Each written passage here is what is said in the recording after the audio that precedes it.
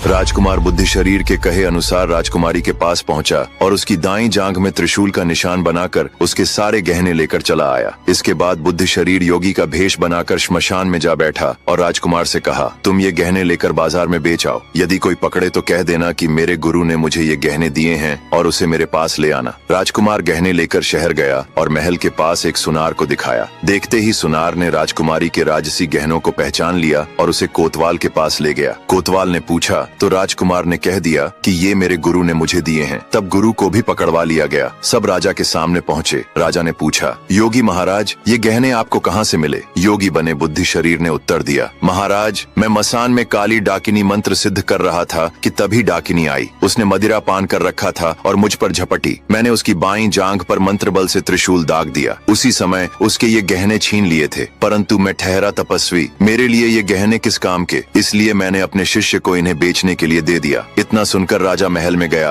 और उसने रानी से कहा कि पद्मावती की बाईं जांघ पर देखो कि त्रिशूल का निशान है या नहीं। रानी ने देखा तो सचमुच राजकुमारी की जांघ पर त्रिशूल का निशान था। राजा को बड़ा दुख हुआ। बाहर आकर वह योगी को एक ओर ले जाकर बोला, महाराज, धर्मशास्त्र में खोटी स्त्रियों के लिए क्या दंड है? योगी बने बुद्धि शरीर ने उत्तर दिया, राजन, यदि लड़की, गाय, स्त्री, बालक और अपने आश्रय में रहने वाले से कोई खोटा काम हो जाए तो उसे देश निकाला दे देना चाहिए। यह सुनकर राजा ने पद्मावती को डोली में बिठाकर जंगल में छुड़वा दिया। राजकुमार और बुद्धि शरीर तो इसी ताक में बैठे थे। राजकुमारी को अकेली पाकर उसे साथ ले अपने नगर में लौट आए और आनंद से रहने लगे। कथा पूरी होते ही बेताल ने विक्रम से कहा, राजन, अब बताओ पाप किसे लगा? यदि जानते हुए भी तुम चुप रहे तो तुम्हारे सिर के 100 टुकड़े हो जाएंगे। विक्रम बोला, इन तीनों में से किसी का भी दोष नहीं है। असली पापी तो स्वयं राजा है। बेताल ने आश्चर्य से पूछा, राजा कैसे पापी हुआ? गलती तो उन तीनों ने की थी। विक्रम ने उत्तर दिया, बेताल, ध्यान से सुनो। बुद्धि शरीर ने तो अपने परम मित्र का साथ दिया, इसमें उसका कोई दोष नहीं। कोतवाल ने राजा का आदेश माना, यह उसका कर्तव्य था। राजकुमार और राजकुमारी एक दूसरे से प्रेम करते थे, यह भी कोई अपराध नहीं। लेकिन राजा ने बिना सोचे समझे केवल एक योगी की बात मानकर अपनी बेटी को देश से निकाल दिया। यही उसका पाप है, इसलिए पाप का भागीदार केवल राजा है। बेताल ने हंसते हुए कहा, राजन, तुमने सही उत्तर दिया, लेकिन याद है तुमने वचन दिया था कि रास्ते में यदि बोलोगे तो मैं फिर से उड़कर पेड़ पर जा लटकूंगा। तुमने बोला और मैं चला। इतना कहते ही वह उड़ गया और शिरीष के पेड़ पर जा लटका। इस कहानी से हमें यह सीख मिलती है कि किसी को भी दंड देने से पहले पूरी तरह जांच कर लेनी चाहिए। केवल दूसरों की बातों पर आंख मूंद कर भरोसा करने से किसी निर्दोष को दंड मिल सकता है। इससे बड़ा पाप और कोई नहीं है। तो दोस्तों, अगले भाग में हम देखेंगे कि क्या विक्रम फिर से बेताल को पकड़कर योगी के पास ले जा पाता है। देखते रहिए विक्रम और बेताल।